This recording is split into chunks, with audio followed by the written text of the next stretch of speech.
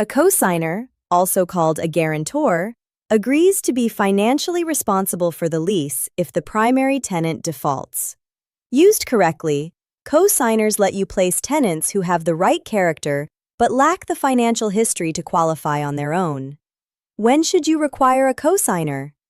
When an applicant's income falls slightly below your threshold, has limited credit history, or is a first-time renter, typically students or recent graduates. A cosigner is not a substitute for poor rental history or a pattern of evictions. It addresses financial risk, not behavioral risk.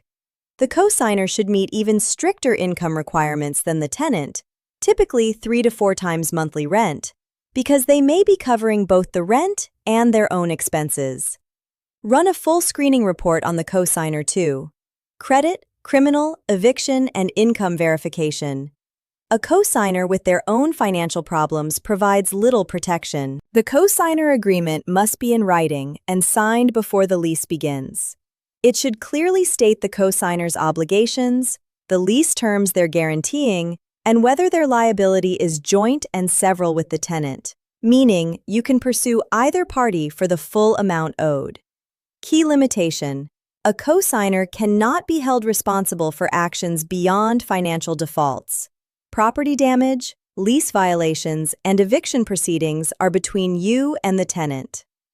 TenantScreeningBackgroundCheck.com. Screen both tenants and cosigners before signing any lease.